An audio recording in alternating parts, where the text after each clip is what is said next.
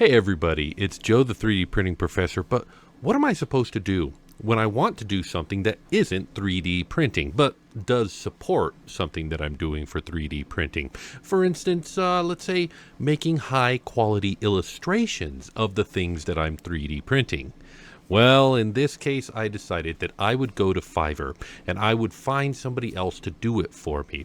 And to begin, I found 8 artists that I put on a kind of trial run, and I want to tell you about how that went. But before I do that, I want to invite you to come join me on my Discord. You can find a link in the description where we've got a great community of people who are doing amazing things with 3D printing and helping others do amazing things as well. So a while back when I was first starting with 3D printing, I created these models of these cutified version of Lovecraft inspired monsters. We've got a Cthulhu, we've got Yog-Sagoth, Shub-Niggurath over there, and these models keep popping up over and over again. I find people doing 3D prints of these models, and the Cthulhu is definitely a lot of people's favorites, but some people really love Yog-Sagoth, and in fact, Shub-Niggurath there, the one with 2 faces if you look at it from different sides, was actually the model that got me a paying gig and a ticket to Gen Con. The first convention I ever went to was because of that little red monster right there. But there were always things about those original models that I didn't like and I wanted to update. So recently I jumped in and started to update them. They were old Blender files, so I had to bring them up to speed. Then I started fiddling with them, and then I got those done, and I thought, you know what? People have been suggesting other Lovecraftian monsters I could add to this. Maybe I'll make a few more, and soon I had made 4 more, and now it's a whole thing. This is going to be my next Kickstarter, a series of Lovecraft-based monster collectible figurines, and however many the Kickstarter says that I will do those. Hopefully we can see this grow and maybe even get a big carrying case to hold them all in. I think that would be pretty cool. And from my experience at Designer Con, I saw a lot of people who were actually selling physical models. And in the past, my past couple of Kickstarters have been just for digital models so that people with 3D printers can make them themselves. But, you know, there are a lot of people who don't have 3D printers but would still enjoy these. So, you know, maybe I should employ the 3D printers I have in making these. So this next Kickstarter will have physical rewards. In fact, as I'm speaking to you, my Bamboo is busy printing away a bunch of test prints. I'm just getting the feel for what it's going to be like to produce these en masse. But look at him go. He's really just having a good time with that one.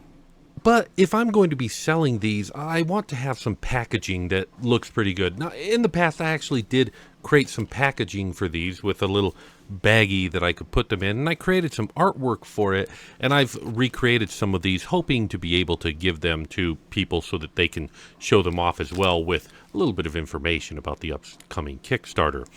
But that artwork that I made for the pack here, let's take a look at it a little bit closer up. This sucks. I'm sorry, I'm being critical of myself, but this is not really good.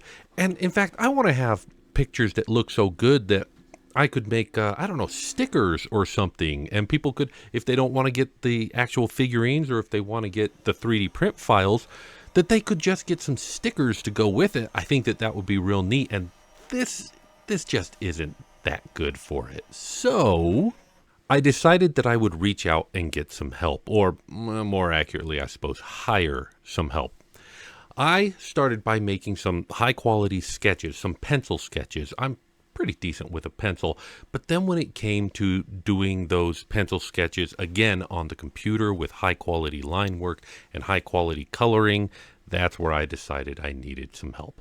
So I went on to Fiverr and I shopped around for a couple of different artists that had a style that I would like, and I gave them this prompt. You did a great style. I've done some line drawings. I just want them cleaned up and colored. How much would that be? I decided to make it so that I could compare apples to apples, that I would hire, a handful of designers and just hand them 2 of my sketches, Cthulhu and Shub-Niggurath, and kind of use this as like a interview process, a paid interview process, I guess. In the end, I found 8 artists that I kind of liked their style and wanted to see what they would do with these. Now, as we're going through these drawings, I want you to help me decide who did the best job and who I'm going to work with. Now, I am not going to talk about who did the art, where they're from, anything like that. I want the art to stand on their own, but I may have some comments of my own as we go through here. So let's start this thing. This is option number 1. Now, option number 1 was just by coincidence actually the first one that finished and turned in their results to me. So they were the quickest one, and I think they did actually a pretty good job as well. The line work is good, but I also like notice how they used the highlights on the top of Cthulhu's head and around Shub-Niggurath to give it a little bit of personality beyond what was in the pencil sketches. And I kind of like that. So that's option number 1. Now, option number 2 was actually the last one to turn in. They were super slow to get it to me, and there was a lot of complications in getting it. But look at this, and what I really enjoy about these ones is that the lines aren't black. Around the green, it's a dark green line. Around the red, it's a dark red line. Oh, there's probably black around the eyes where it's black. But for the most part, they used colored lines as part of the design. And I do like that. Option number 3.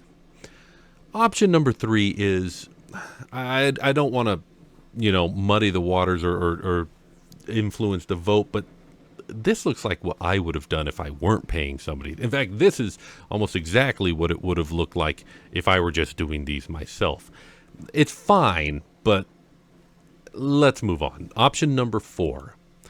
Now, option number 4 is good. They put a nice, solid, thick line around there. Good highlight work, good coloring work. This is a solid entry, and I like option number 4. This is good. This is clean. I think it would make good stickers. I think it would make good illustrations, but that's option number 4. Option number 5 seems to have misunderstood the assignment. And I'm not bashing it. I think that what they did was fine, but they went and redrew the characters entirely in their own style, which is fine, but I need it to match the brand.